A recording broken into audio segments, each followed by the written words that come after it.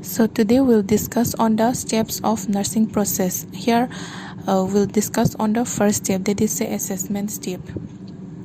First step is the assessment. Now let us first know what is the nursing process. Nursing it was first developed by Ida Jane Orlando in 1958.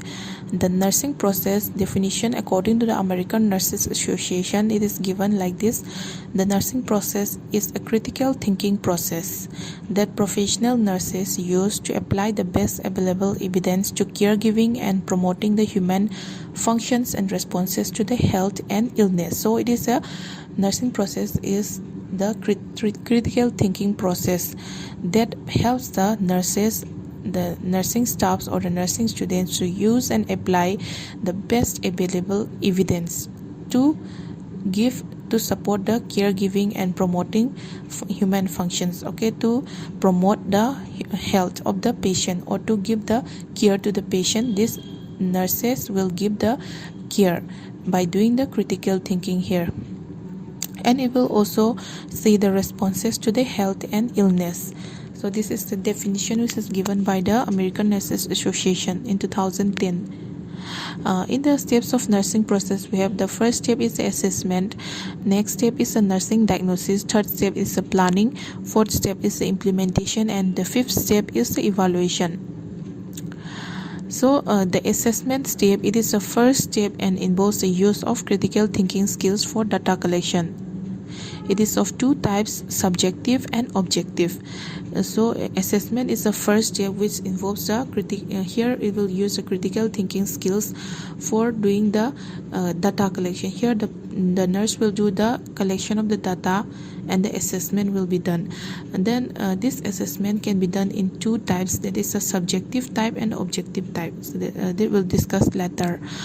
Now let's see what is a nursing diagnosis. Diagnosis, it is defined as a clinical judgment about the responses to actual or potential health problems on the part of the patient, family or community. So here in this nursing diagnosis, we'll identify the actual problem. That means the problem which is occurring now. And then the potential health problem, that means the problems which can be occur in the future.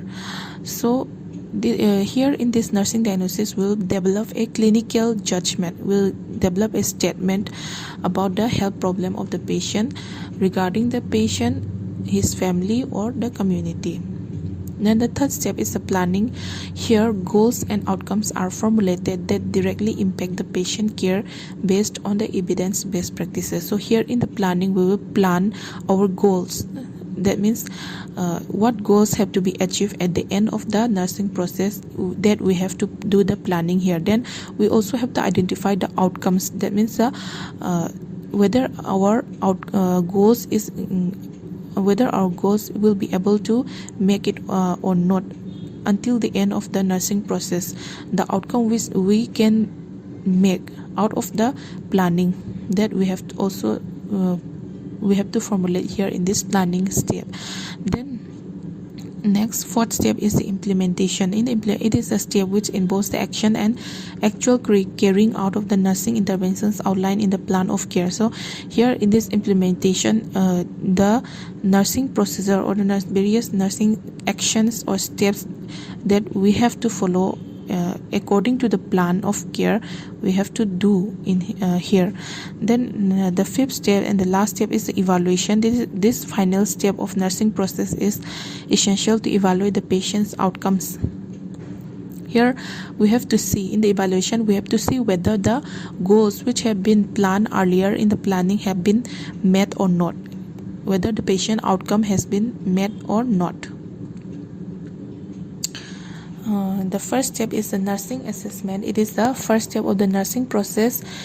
Nursing assessment is a continuous and systematic collection, analysis, validation, and communication of patient data or information. Here, in the nursing assessment, we'll do the data collection, then we'll analyze the data, we'll validate the data, then we will communicate the data.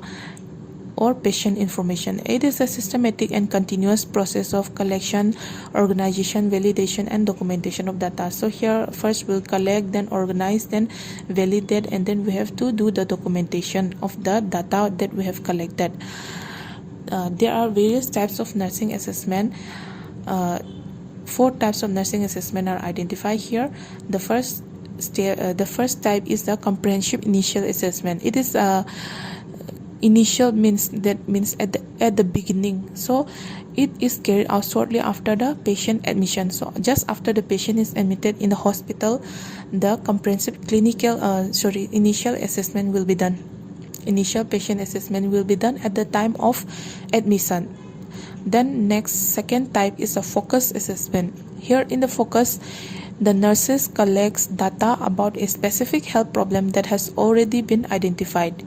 So in this focus assessment, for example, the patient has come with the chief complaints of pain in the abdomen, pain in the upper right quadrant of the abdomen. So here the patient the nurse has already identified the problem. That after that, on the next day and the following days, the patient is going to do the follow-up or the collection of the data according to that complaint only. So that means it is known as a focus assessment. That means it will be focused on the specific disease or the specific area.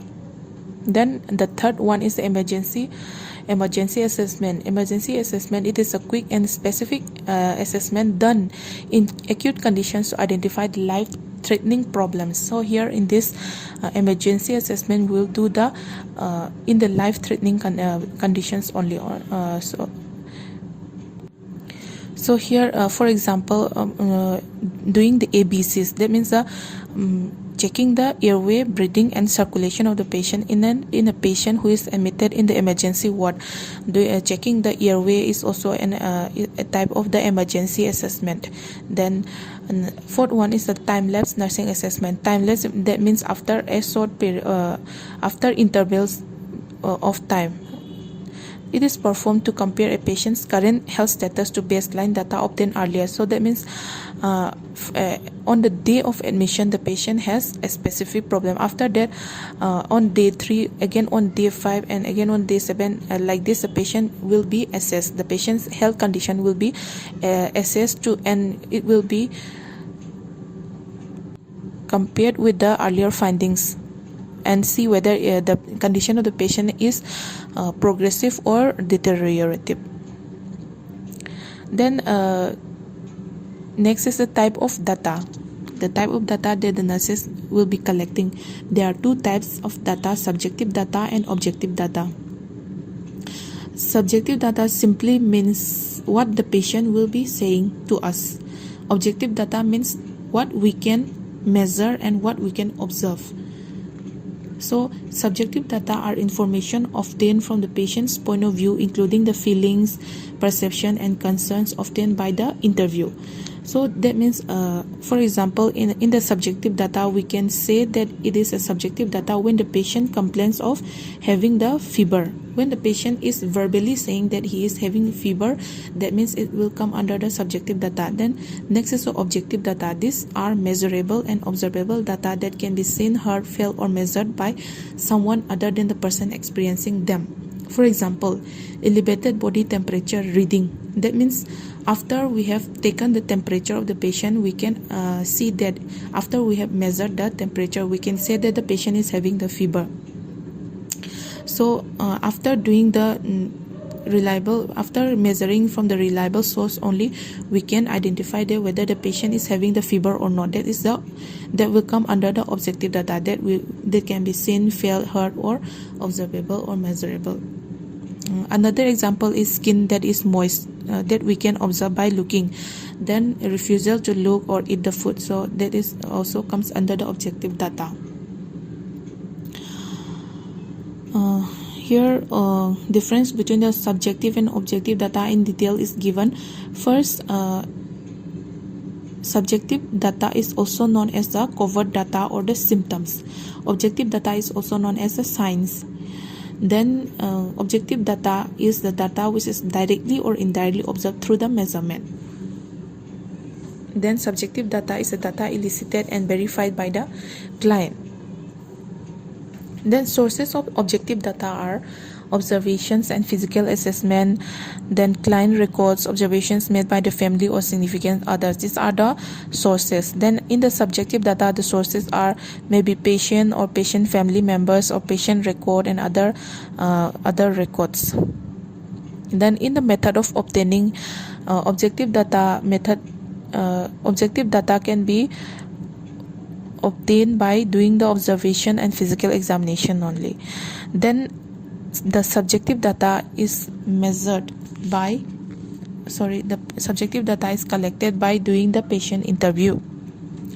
Then the skills needed for obtaining the objective data are inspection, palpation, percussion, and auscultation.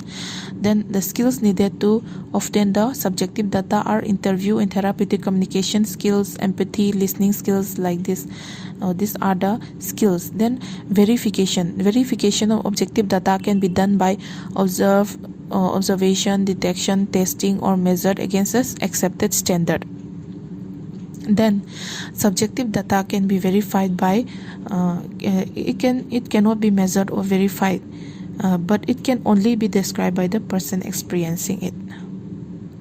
So for example, objective data means the data will be measurable and observable. For example, a 32-year-old man, his height is 5.8, then weight is on 18 September his weight was 100 kg. Then on 2nd October, his weight is found to be 90 kg. So that means the patient's weight is decreasing. In the subjective data, the patient can verbalize that I'm beginning to feel better about myself now that I'm losing weight and I seem to have more energy. So this is the subjective data that we can obtain. Then next is the sources of data. In the sources of data, it can be the source can be from the it may be divided into two types: primary source and secondary source. Primary source means the data which is obtained from the patient only. Then secondary source means from the none other than the patient, the other family members or other records that we can see. So under the secondary, different types of sources are there. The different types are: the first one is the family and significant others. Then from the patient's medical record also we can obtain. Then from the medical history, from the consultation records, from the lab reports, then from other professionals, then from the report of the therapists and other professionals, then assessment technology, and from the nursing also we can obtain the secondary data. Then next is the method of data collection. In the method of data collection, there is two methods are there. There is the history taking and physical assessment. In the history taking, it is obtained as soon as possible after a patient presents for care and then follows with the nursing physical assessment. So here in the history taking, we'll do the history taking of the patient. Like we can collect the chief complaints of the patient, then history of present illness, history of past illness, and family history, personal hygiene, then any problems in the family, then any comorbidities, then use of substance, like that. All the history which is to be taken for the patient, that they will include under the history taking. Then in the physical assessment, it is the assessment of the health status, identification of health problems, and the establishment of database for the nursing intervention. That means here in the physical assessment, we'll do either the head-to-toe examination or for a system-wise examination that we can be done according to the hospital policies. So these are the two methods of data collection. Next is the components of the history taking. So here also it is written. In the nursing history, the patient profile will be taken, then reason for health seeking the healthcare, health literacy and communication skills, health habits, cultural considerations, current health status, past health history, current medication, record of immunization, perception of health status, then developmental history, family history, environmental history, psychological history, then sources of financial income. So these are all the components of the nursing history. Then next is the steps for obtaining the history. For obtaining the history, there are various steps. The first step is establishing the report. That means establishing the interpersonal relationship with the patient and the nurse, the one who is doing the history. In the establishing report, first, before initiating the interview, we should get organized. Then we should not rely on the memory. We should plan enough time. Then we should ensure the privacy and be confident and warm and helpful. And then at the beginning of the interview, we should sit at the eye level of the patient. Then we should do the physical arrangements. Then we should introduce ourselves to the patient, explain the purpose of the interview, then verify the patient. Then during the interview, what we can do is we should listen carefully, we should avoid rushing, and we should stay focused during the interview. Next step is the listening.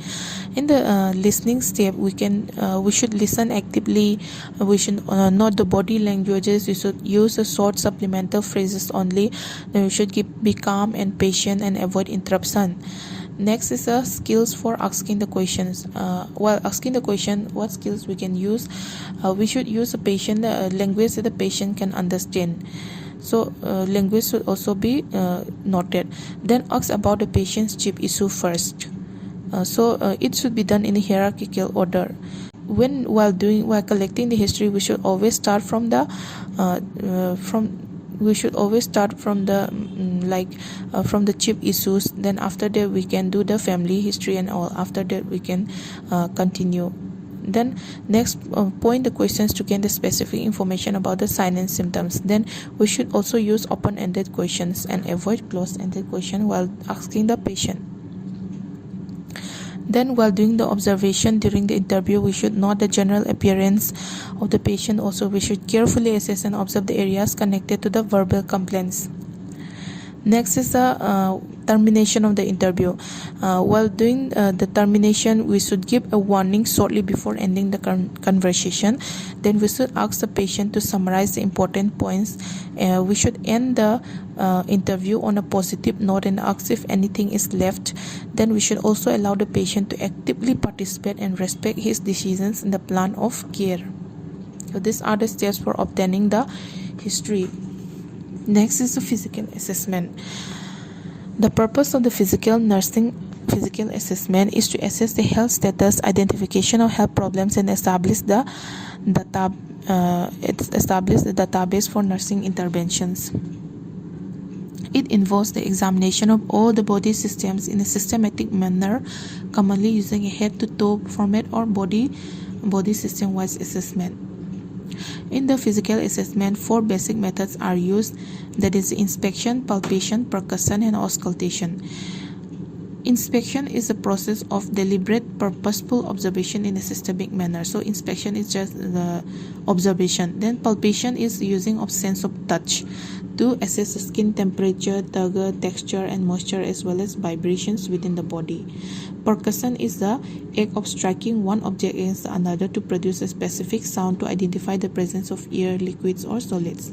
Then last is the auscultation. It is the act of listening sounds with a stethoscope produced within the body, commonly used for cardiovascular, respiratory, and gastrointestinal system assessment. And these are the techniques which we can use while doing the physical assessment.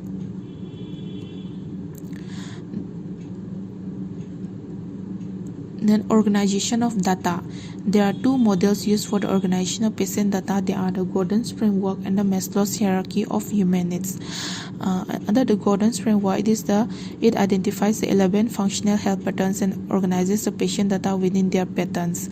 First point is the health perception. Second is the nutritional, metabolic, elimination, activity or exercise, cognitive, perceptual, rest or sleep, role or relationship, sexuality and reproductive, and value below. So this 11 health patterns are used in the Gordon's framework.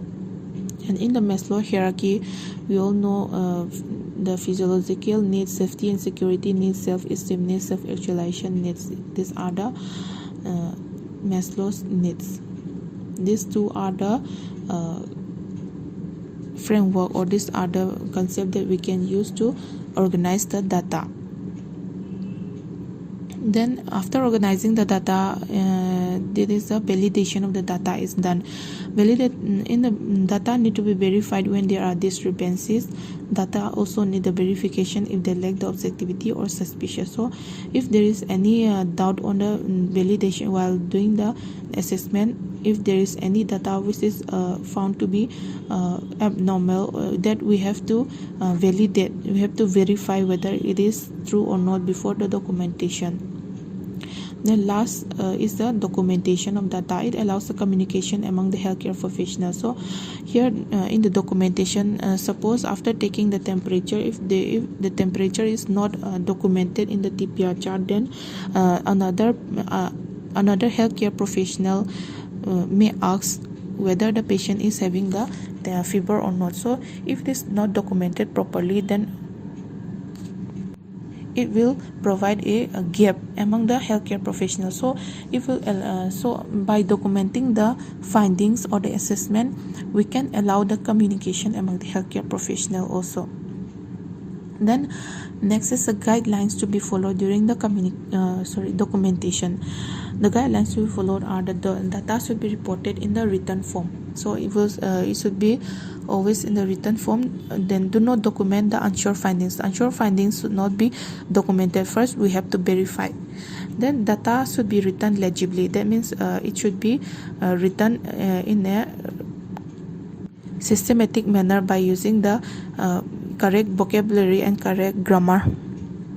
Then data should be presented under clearly marked headings. So while doing the history taking or while doing the assessment, the headings should be marked in order to easily identify.